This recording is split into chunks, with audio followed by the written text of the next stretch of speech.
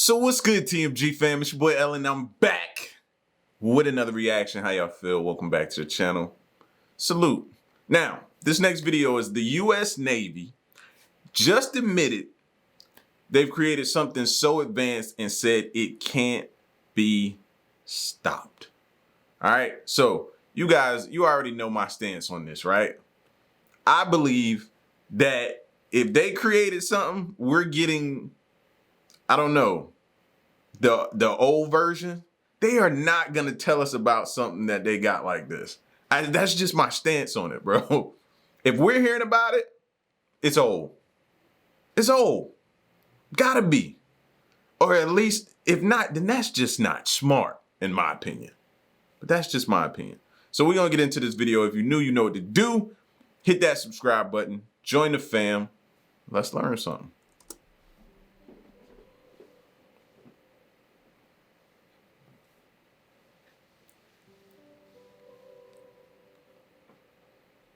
Each year, scientists, researchers, and everyday people make incredible discoveries, helping us to better understand the world around us. So today, here at Unexplained Mysteries, we'll be taking a look at interesting discoveries.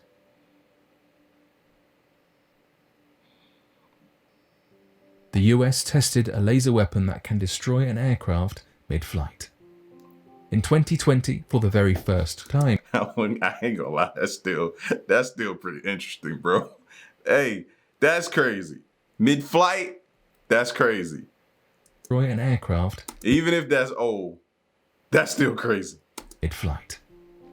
In 2020, for the very first time, the US Navy managed to successfully stop an aircraft while it was flying by using a directed energy weapon, in this instance, a laser. In the May of 2020, a statement was released by the Navy describing the lasers as being efficient and effective ways to defend themselves against enemies' drones or small armed boats. This laser tech so far has solely referred to defense, not attack, and has successful trial runs. The Navy's Pacific Fleet understandably did not disclose where exactly this laser weapon system was tested, only that on May 16, 2020, it was tested somewhere in the Pacific. Despite the vague descriptors here, there were images and videos released that show the transport dock ship USS Portland using the high-energy class solid-state laser to take down a drone from mid-air. Directed energy weapons have been under construction since the 1960s, and now they are being put to, hopefully, good use, though only time will tell. Directed energy weapons, the tech behind both the Navy's aircraft disabling laser and the Army's future force field, are a series of electromagnetic systems that convert chemical and electrical energy into radiated energy.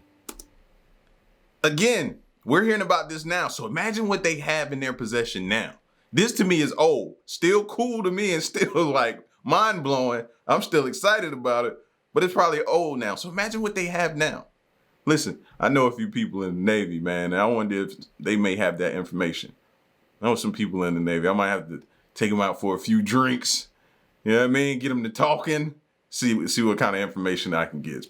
They probably don't know, but it's worth a shot. This energy is then focused or directed to a specific target, allowing the target to be damaged, in this instance, neutralizing the enemy weapon. Whilst for now, the hopes and aspirations of this particular directed energy laser are those of defense, who knows what this technology will be used for in the future. Massive sinkhole in China has led to the discovery of a world-class geological wonder. A second expedition into a massive sinkhole located in the Guangxi forest of China has revealed compelling details of a world-class geological discovery. The sinkhole connects to a massive cave system that was first discovered through a Hong Kong expedition, which gave it the name Hong Kong Hating Hall. The more recent expedition in 2018 examined its volume through 3D scanning. The sinkhole was found to be 328 feet wide and 656 feet long, and as deep as 387 feet. Due to its massive size, geologists have deemed the sinkhole cave complex as world-class. Footage from the expedition showcases the interior of the connected cave hall. That looks scary. Hong Kong Hating Hall lie. features clear blue waters, collapsed rocks and craters, halls and corridors, as well as beautiful stone pillars and cave pearls. The cave hall is also connected to an underground river that feeds into the Panyang River. This 2018 expedition was led by a multinational team of 19 people from China and the UK, headed by Zhang Huanghai of the Institute of Karst Geology and Andy Evis of the British Caving Association. The team used only one 656-foot-long rope to descend into the sinkhole interior. From there, You got to be crazy. I'm not ascending in none of that. Down in there, are you crazy? There's no telling what's in there, what's fell in there, what's down there, what's now calling that crater its home. Nah, I'm good. I am good. 6-foot-long rope to descend into the sinkhole interior. From there, they used 3D scanning to map the cave complex. Researchers hope to use this technology to uncover the origins of the sinkhole in the future. Typically, sinkholes occur when an underground cave collapses, often from water erosion. These sinkholes can reveal unexplored underground cave systems, like the magnificent Hong Kong Hating Hall. Now, that is also, and we've talked about this sinkhole before, but to me, that's also another place to have a government facility. Call it a quote-unquote sinkhole. That's all I'm saying. It's just something else for you to think about, because you see that, they know you would see that, and the typical person will look at that and say, I ain't going down there. I just did it. I just said it a little while ago. I ain't going down there. So why not make that a good government facility? Something similar to an Area 51. Just speculating. Has the lost island of Cain been found? While some islands are disappearing from the face of the earth, never to be seen again, there are other landforms that are suddenly being rediscovered. In 2015, a team of archaeologists from several countries found an island off the Turkish peninsula that they were able to identify as the lost city of Cain. This city was the location of the Battle of Arganuse, in which the Spartans were soundly defeated by the Athenians in 406 BCE, and which constituted one of 3 ancient Arginus islands. Now, only 2 of these islands remain, and are known now as the Garib Islands. The ancient city of Cain has been referred to throughout several ancient texts, but nobody was able to definitively say where it might have been until recently. The discovery was made by a team of researchers analysing rock layers underground on a peninsula along the Turkish coast, which revealed that the tip of the peninsula had previously been an island that had joined the mainland over thousands of years of sediment buildup, as the land bridge between the tip of the peninsula and the mainland consisted only of loose soil and rock. When they realised this, the team immediately suspected that it might be the long-lost island of Cain, and set about analysing pottery shards, architecture and historic artefacts in the surrounding area to attempt to gather clues of the island's ancient history. They quickly discovered that the mystery of where the ancient island of Cain once stood had been finally solved, and the landmass had been right under archaeologists' noses the entire time. This is an important discovery for historians and archaeologists, as Cain was an incredibly important ancient city that played a large role in many major events of the time. Placed at a It's funny they talking about Cain, lost ancient city. We was just talking about Atlantis, lost city, quote unquote, whether or not it's fictional still remains to be seen. But it's always there saying it could be hidden right up under our noses. Here, and then they're saying Atlantis could be in the Sahara. Like, it's always hidden right in front of us. And I agree, some things is probably in plain sight and we don't even know it. Probably staring at mountains and don't even know what that could potentially be. City that played a large role in many major events of the time. Placed at a critical location on the Turkish coast, Cain likely acted as a stopping point and way station along the trade and travel routes of the day, especially those headed to Lesbos and Adramyttium in the north, and Elea and Pergamon in the south. Its location was likely the reason that it acted as the setting for the aforementioned Battle of Arganuse during the Peloponnesian conflict. Now that its location has finally been identified, More definitive archaeological research can occur to attempt to learn more about the historical events that likely occurred there, and how the people who called the island of Cain their home lived. It is not every day that historians can claim to have recovered a long-lost island, and there is no doubt that researchers will take every advantage of this discovery. True. Element found in bones and teeth detected 12 billion light-years away. Although it might seem as though human beings and the planet on which we reside do not have that much in common with the limitless expanse of the cosmos, which stretches infinitely and supposedly for now lifelessly beyond our atmosphere, this is not altogether true.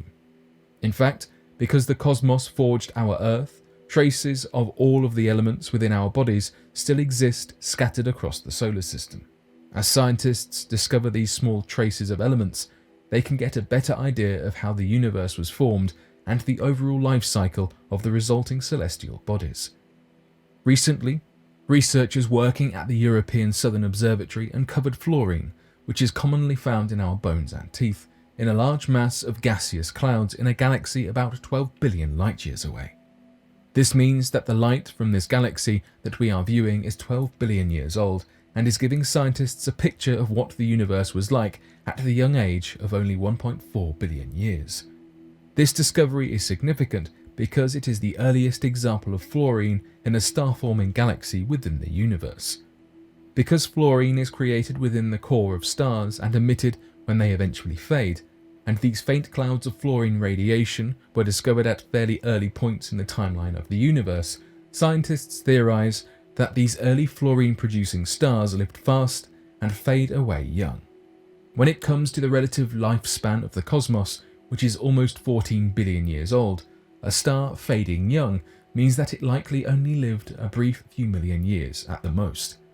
Scientists speculate that these early fluorine-producing stars were massive Wolf-Rayet stars that burn out quickly in supernova explosions.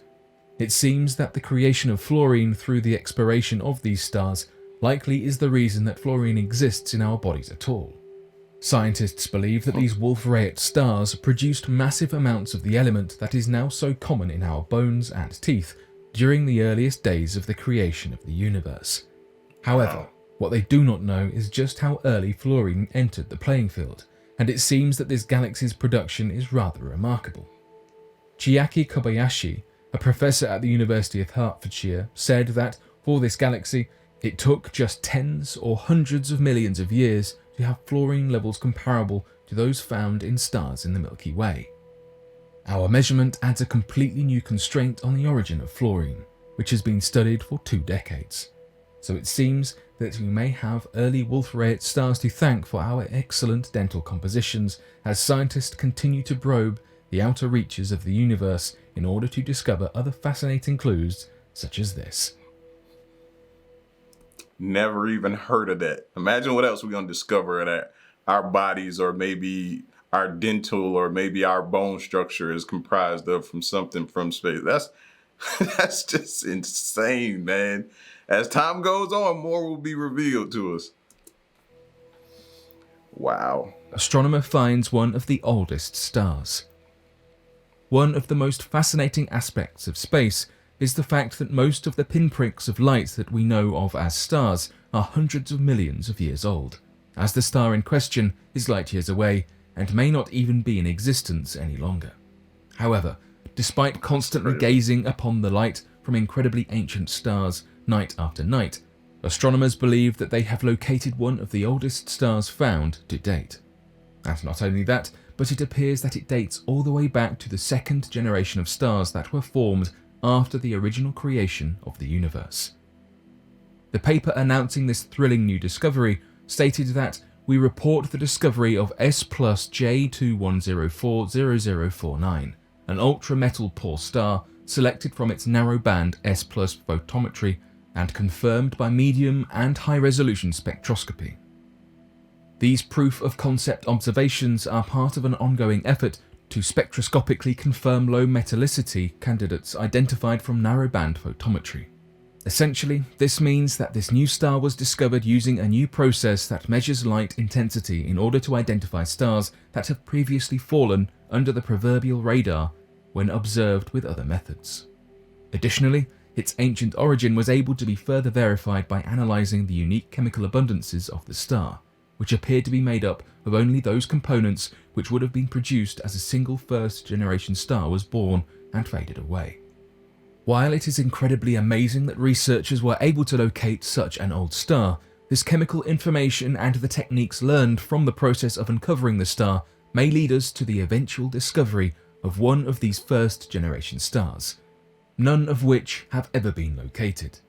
No matter which way you look at it, the discovery of this ancient star is nothing short of a scientific breakthrough. When it comes to our knowledge of how the universe was formed and the circumstances under which the stars likely blinked into existence, much of our knowledge is conjecture based on what we have been able to observe about space so far. However, we have not been able to peer far enough into the past to sneak a peek at what things really looked like and how their differences could have led to the formation of early stars until now. For example, in the early days of the universe, before the first stars appeared, the building blocks of the world were restricted to mainly hydrogen and helium, with other elements being created through the thermonuclear fusion within the cores of the new stars. We can follow this breadcrumb trail of elements through the cosmos, and hopefully it will eventually lead to the discovery of one of the very first stars to ever exist. Discoveries such as this one can help us develop a more complete set of information surrounding the circumstances of what the universe looked like as it was coming into existence, which will then inform our understanding of how these circumstances interacted to create the infinite and expansive space that we are orbiting in now.